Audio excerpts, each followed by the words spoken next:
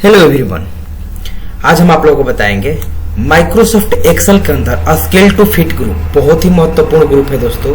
जैसे कि कोई भी पेज हम लोग 100 पेज का 50 पेज का डाटा जो बना लेते हैं, उस डाटा को 40, 30, 15, 10 पेज में करना हो तो कैसे हम लोग करेंगे।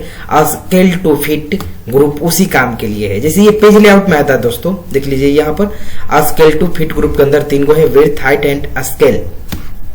ये तीनों बहुत ही महत्वपूर्ण है 100 पेज के डाटा को 2 पेज में, 10 पेज में, 20 पेज में करने के लिए। तो चलिए हम चलते हैं सीधे जहां पर डाटा हम बनाए हैं। शीट नंबर 3 पर ये डाटा हम बनाए हैं और इसको एक बार देख लेते हैं हम लोग। फाइल में या ऑफिस में आप लोगों का ओपन होगा तो प्रिंट प्रीव्यू इसका देख लीजिए कि ये टोटली यहाँ पर देखिए नीचे 10 पेज में दिखा रहा है डाटा।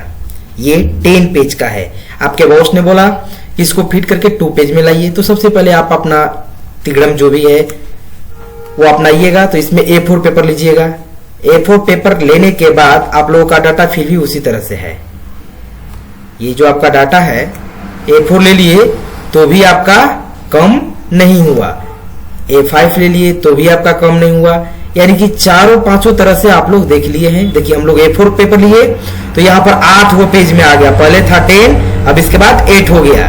तो इस समस्या से निदान पाने के लिए हम लोग क्या करेंगे, देखिए यहाँ पर एक पेज में जी तक जी और यहाँ पर लास्ट 50 तक आ रहा है। यहाँ पर देखिए नीचे थोड़ा सा जूम करके देखिएगा इसका लाइनिंग, देखिए यहाँ पर देखिए ये जूम, यानी कि जी तक आ रहा है और 50 तक दिखा रहा है ना। इसको हम थोड़ा सा स्लो करेंगे।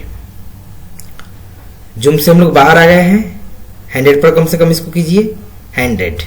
चलिए इसको स्टार्टिंग में हम लोग लेके जाते हैं।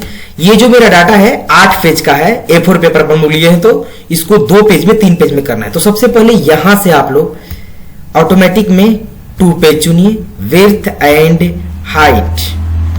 चलिए ऑफिस में चलते हैं हम लोग या फाइल में और प्रिंट प्रीव्यू हम लोग यहां पर देखेंगे। ये 2 पेज में डाटा तो हो गया मेरा, लेकिन समझ में नहीं आ रहा कि क्या चीज किस पेज पर लिखा गया है। ये भी एक समस्या है। प्रिंट आउट होगा तो बहुत ही छोटा छोटा ये दिखाई देगा। चलिए तो इसको पढ़ने लायक किया जाए और 2 पेज में ना हो, 3 पेज में हो, 4 पेज में हो, तो कैसे ये होगा। सबसे पहले हम लोग फिर उसी डाटा पर चलते हैं और यहां से 2 पेज की जगह पर हम लोग ऑटोमेटिक ले लेते हैं।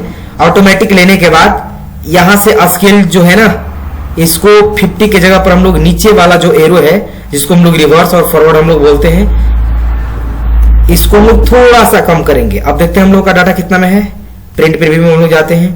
देखिए ये 2 पेज में हो गया, लेकिन अभी भी डाटा ये पढ़ने लायक नहीं है। तो इस काम को करने के लिए हम लोग यहां से 50, 60, 70 तक लगभग करेंगे। देखते हैं अब डाटा को हम लोग रीड कर सकते हैं। फाइल में जाएंगे और प्रिंट में हम लोग जाएंगे। अब देखिए ये डाटा रीड करने लायक हो गया, लेकिन 6 पेज का हुआ, यानी कि 8 से 6 हो गया। तो चलिए इतना तो कम से कम हुआ। तो इसी तरह से हम लोग डाटा को कम कर सकते हैं, यहां पर स्केल से या विड्थ एंड हाइट से भी। तो दोस्तों वीडियो कैसा रहा कमेंट्स वक्त में आप लोग जरूर बताइए और आप लोगों के कमेंट्स का हमको इंतजार रहेगा। और एक छोटा सा रिक्वेस्ट है कि मेरे वीडियो में प्रत्येक ऑप्शन का डिफिनेशन खुद आप लोग अपने से बना सकते हैं। कैसे, तो चलिए स्केल टू फिट ग्रुप है, इसमें लिखना है this group under some item defined और ये विड्थ पर लेके जाना है पॉइंटर। और देखिए इसका definition, shrink the width of printed output to fit a maximum number of page, इसमें दे रहा है। यानी कि ये डेफिनेशन माउस का पॉइंटर लेके जाइएगा और खुद अपने से आप लोग नोट्स अपना तैयार कर सकते हैं। किसी के आधारित नहीं रहना है कि हमको ये आप डेफिनेशन बना के दीजिए, हमको आप डेफिनेशन बना के दीजिए, ऐसा बात नहीं है इसमें।